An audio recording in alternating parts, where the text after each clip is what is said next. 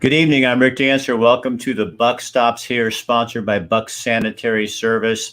Scott and Lisa Weld are so great about doing stuff whenever I need it. And I found this story online, heard about Okanagan County in eastern Washington and what's going on with the cows up there. This is the fire over Labor Day, what was going on up there. But ranchers up there lost all their hay, their fields. Here's a picture of their fields.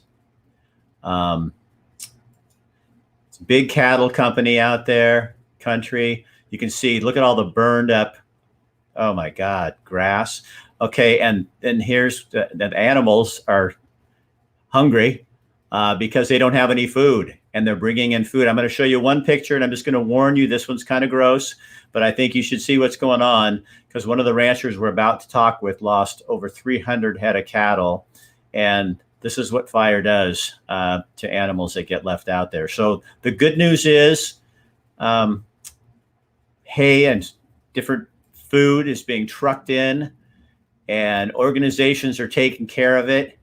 And we're going to show you guys how you can get involved because it's Washington, but you know what? We're all the Pacific Northwest. And when they hurt, we hurt too. So I'm going to bring on Dale Smith, who is a rancher. And I've also got Tom Short. And Tom, you work for what was formerly a dog rescue organization, but your dogs just got a lot bigger. Yeah, they certainly did. Come along, little doggy. Yeah, we're still going to stay in the dog business, and when the crisis is over, we'll go back to that. But in the interim, we want to try and keep the cows from starving. So Dale, why don't you talk a little bit about what happened to you? You tell them kind of how big your ranch is and what happened on Labor Day weekend.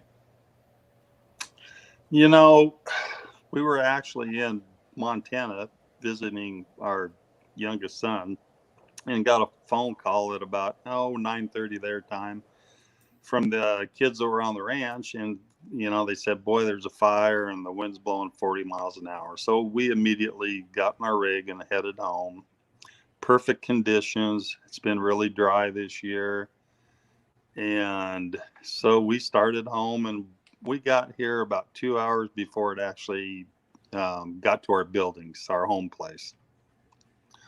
And it was crazy. The fire started that night about dark, and in 3.5 hours, it had already gone 30 miles, jumped the Columbia River, and kept going. And this was two fires. It was Cold Springs fire, and what was the other one? It started as a Cold Springs fire. When it jumped the Columbia River, well, then they named the second fire, which was actually, part of the first fire. They named it the Pearl Hill Fire. So you lost, tell people how many cattle you run, how many you lost. We run 1,000 mother cows. So we lost 300 and then their calves, which would have been another 330 or so bulls. So what does that do to a rancher? I mean, that's a lot of money.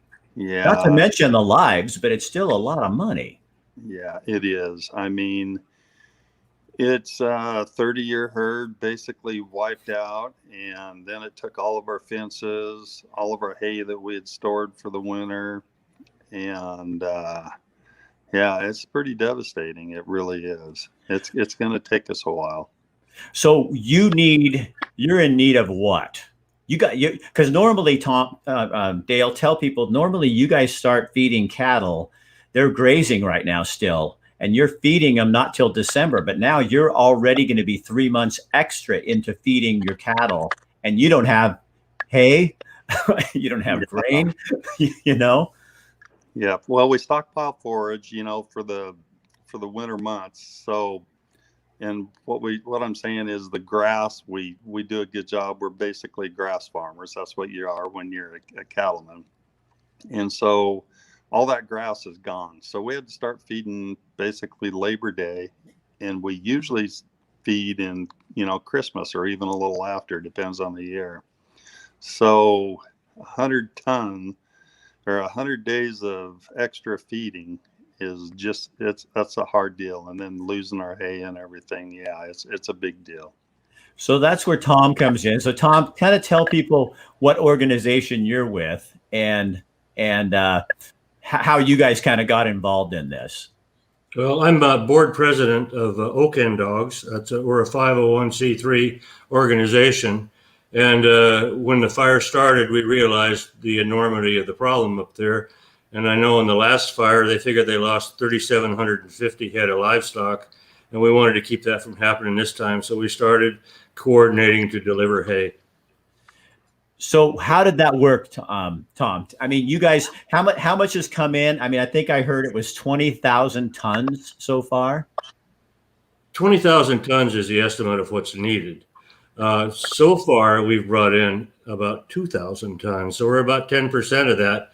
But and Oak End Dogs has been handed the job of taking on the entire mission of hay delivery, so we're kind of the gateway to that now.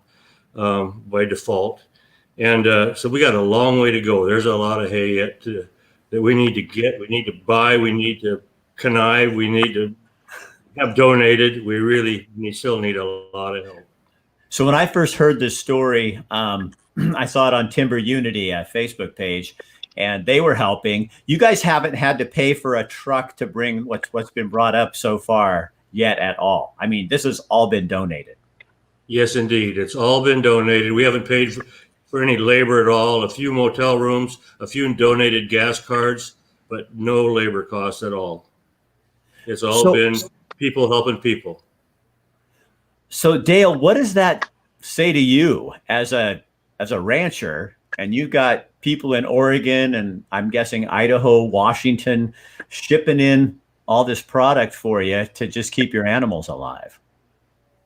Oh, it's huge. We've met some of the nicest people, so giving, so caring. It's just been, it's so humbling for me as a cattle rancher, and it's really neat. We've met a lot of great people. I can tell you that. Summer's kind of the queen of this whole operation. She's got you guys. That woman is efficient. I mean, really efficient. And she was telling me about an 80-year-old couple who lost everything, and all their grass and all their hay, and how people were just bringing this in to help them out. And you guys brought this in. That is just so absolutely amazing. It is. We've had fires a couple of years ago, and it's just, we donated some hay, but it's been paid forward so many times with this deal. It's really neat. So Tom, rubber hits the road. What do you need? What do you need at this point?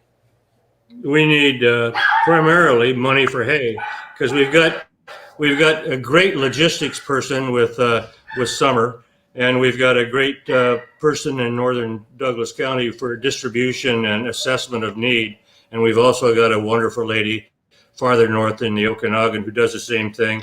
And so right now we're trying to handle the hay as little as possible. We're trying to get it trucked to point of use up there and just keep it going as long as the money lasts, and keep it going with an eye on winter approaching. So you need really donations of money to help buy hay and get this all going, because but if there's people out there that have hay and trucks and that, is that still useful, or do you really at this point just need money? Anytime I get an input regarding a donation of hay, I just give them Summer's phone number and she takes it from there. So how could Summer, maybe, I know you're out there watching, maybe you could put up, how do people get a hold of you, right in the comment section there, so people will kind of know. Timber Unity is another place people can go on a Facebook page where you can find out more information. How big is Okanagan County? Nearly as big as the state of Connecticut. Whoa! Seriously? Yes. And yet probably just 10 to 15,000 people there.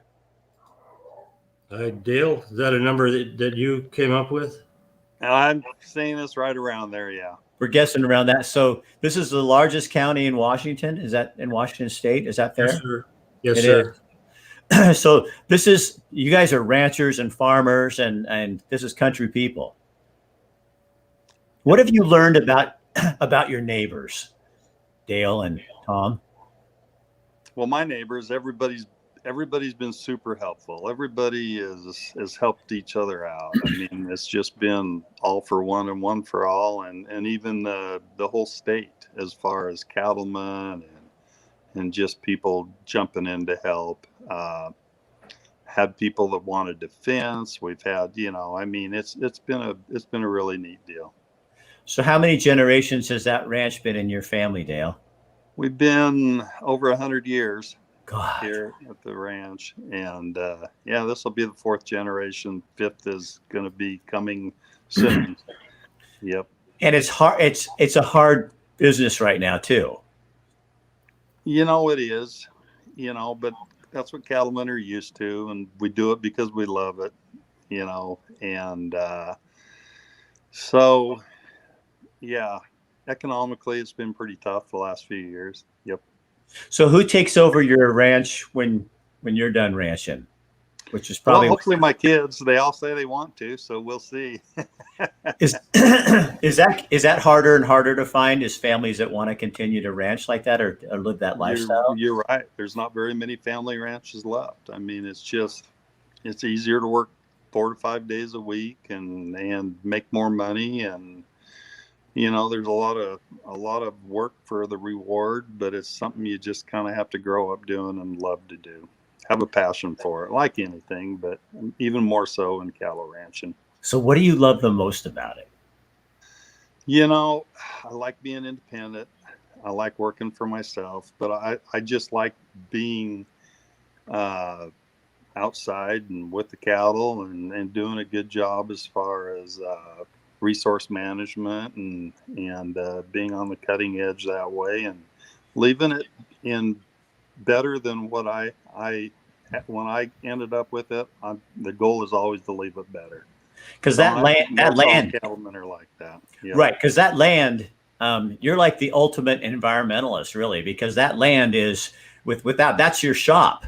I mean, yes, if you do a bad job and run it in the ground, well, you're not going to make it. And you kind of have to look 7 generations out there, and that's have a lot of foresight on what you want to leave it. And you're always trying to make improvements. You're doing water improvements, you're doing grass management, you're doing all kinds of things, and it's come a long ways. There's so many tools you can use and everything. Yeah, it's all about making it better. So Tom, have you seen, I live up the McKenzie, and we had to evacuate, and I think what we saw here was that after being locked down with COVID for so long, and really there was nothing you could do to help with COVID. I mean, it was just kind of there, and you put the mask on, you did what you could do, but you couldn't really help anybody. And when we saw these fires happen, oh my God, people came out of the woodwork because it was like, I can get my hands on something. I have money. I'll give you a truck, a car, whatever. You could do something. Did you see that, Tom, with what you do? Because you guys are so into, obviously, donations for the dogs that you rescue, and now you have these cattle. Yes, sir, I certainly did, in spades. And we learned a lot about folks standing shoulder to shoulder, a lot about the pride and the independence of the ranchers up there, and the desire and willingness to help their neighbors. It's been very gratifying. Did you kind of see like what we were a while back? Yeah, exactly right. It kind of brought me back to yesteryear and saying, this is the way things are supposed to be. Right. Yes. I think I heard Dale say a couple of times, and I noticed this from a lot of people here, is it really restored hope. I think we'd been hopeless, and I don't mean hopeless like desperation. I'm not trying to say that, but I just think that there's been no way to release hope. And this is giving people an opportunity to really step up and do something. I know a lot of people in Oregon will want to help you guys, and in our audience, because Timber Unity obviously is people that are helping you. And I don't know, I think there's just something, Dale, about that ranching. Of course, I come from a ranching family. I'd never ranched. I'm like a third generation that didn't, but I still have family that does over in Baker. And it's like, when I went to Harney County last year, and I went on a cattle roundup out in the Steens wilderness. And I was on that horse with my wife, and we looked at each other, and I went, you know what? I think there's something about this inside of me. There's something about those animals, and it's you and that horse, and it was a bucket list item that I'd never had on my bucket list. So I really respect what you do out there. And when I heard this, I was just really sad because it's hard enough to be in business, and I've got my little office and my computers, and I know it's going to blow up. I don't have thousands of animals that I'm responsible for feeding. My raising goats days are long over. So you guys, there's Summer's number right there on the screen for anybody that wants to help get involved with that. Go ahead, Tom. You want to say something? Yeah. For those that want to take advantage of our nonprofit status, we have a PayPal site, and we also have an address where the money can be sent to Oaken Dogs, and we could process it through Summer, who, by the way, is on the verge of being a CPA, in addition to everything else she does. So, those of us that have the tax considerations in mind, we can help there. Okay. Dale, since you're the rancher, man, I want to give you the last word. What else do you want to say? My audience loves to hear from people. Number one, I just want to appreciate, I want to tell you thanks for having us on and all that stuff. And with all the negativity in 2020 and of the fire and everything, it's crazy how much positive has came out of all this with the Oaken Dogs and just people helping. Yeah.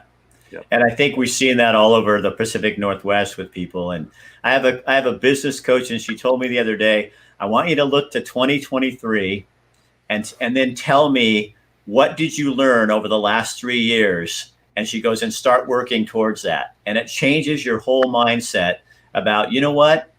I can get through anything. And people like you, I know you get through everything, but sometimes you need a little help.